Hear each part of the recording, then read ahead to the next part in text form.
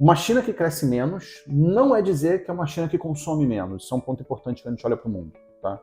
Ela vai contribuir menos para a expansão global? Vai. Mas uma China mais rica e maior, que cresce menos, ela pode absorver mais bens do mundo do que uma China que cresce muito e é pequena.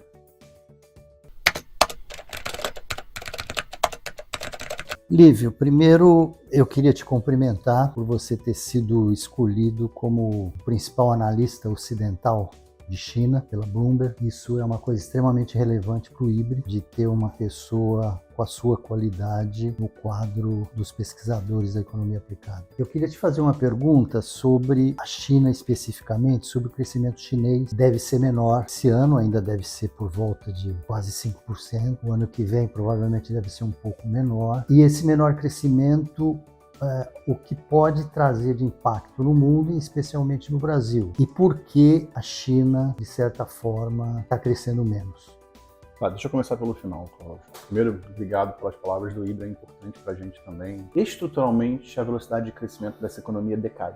Tá? E isso é normal quando você tem economias que vão ficando mais ricas. Né? Retorno decrescente de escala. Não tem como você ser grandão e manter velocidades de expansão anteriores, a não ser que você tenha mudanças na estrutura da economia que te permitam estar continuamente acelerando a capacidade de crescimento potencial. Se você pensa nos grandes fatores produtivos, a China tem menos gente, a população já começou a encolher, o mercado de trabalho começa a encolher em breve, ela investe menos do que no passado, ainda investe muito, mas investe menos do que no passado. Tem mais investimento em capital humano, mas não numa velocidade tão grande a ponto de compensar os outros dois, e tem investimento em setores de ponta que tem muita produtividade.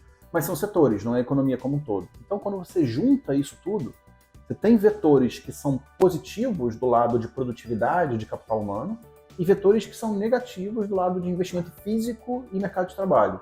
Isso vai dar liquidamente um crescimento menor. Quando você olha para frente, essa economia desacelera. Isso não deveria ser um problema, então, na verdade, o perigo é a gente ficar fora do que deve ser essa trajetória de desaceleração. Ou muito abaixo, que aconteceu algum problema, ou muito acima, que você está estressando os fatores produtivos.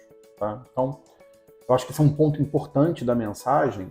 Não só a China, a gente tem que se acostumar com uma China que cresce menos, mas em algum nível isso é desejável, porque significa que você não está saindo muito do trilho. O trilho é para baixo, a gente não tem muito o que fazer. Tá? Uma China que cresce menos não é dizer que é uma China que consome menos. Isso é um ponto importante quando a gente olha para o mundo. Tá?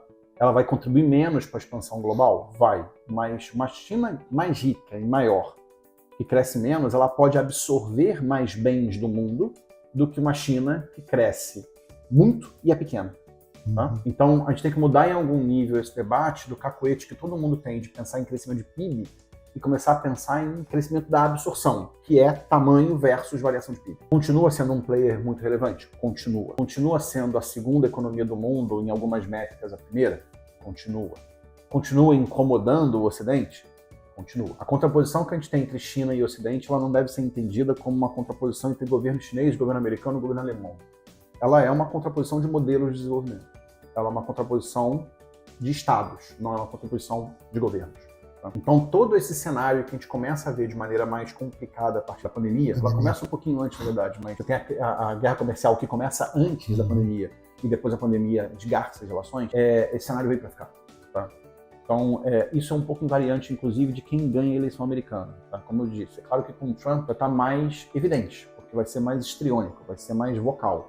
Mas é uma contraposição de estados, não é uma contraposição de governo. Como o Brasil é afetado nisso, né, que foi o outro ponto da tua pergunta? A gente exporta 5 coisas para a China. Tá? Então, nossa pauta é hiperconcentrada e é uma pauta que tem uma característica única. Pelo fato de ser hiperconcentrada, ela pode ser mais volátil. Você tem um choque específico num segmento, você perde um pedaço importante da pauta. Mas, de maneira geral, me parece uma pauta relativamente blindada. A discussão que a gente tem aqui que fazer é uma discussão de preço, né? Preço e quantidade que a gente pode mandar para a China, em função de outros parceiros que possam ser competidores na oferta para o mercado chinês. Em quase todos os produtos, que são soja, milho, minério de ferro, petróleo e proteína, a posição relativa brasileira é boa. Né? Tem alguns lugares onde a gente vai ter menos controle, especialmente na parte de petróleo, mas em todas as outras nós somos players que somos relevantes para o mercado chinês. E somos players, em muitos casos, relevantes para o mercado global, especificamente na parte de minério e proteína animal em algum nível. Então, aqui eu acho que é discussão normal de organização do mercado. Não vejo nada muito fora da casinha. É uma China que cresce menos, mas, de novo, não necessariamente uma China que absorve menos. Portanto, não é necessariamente uma China que compra menos da gente. Te agradeço e espero que você continue sendo um dos líderes ocidentais em análise sobre China. Vamos tentar, prometo. Tá bom? Abraços.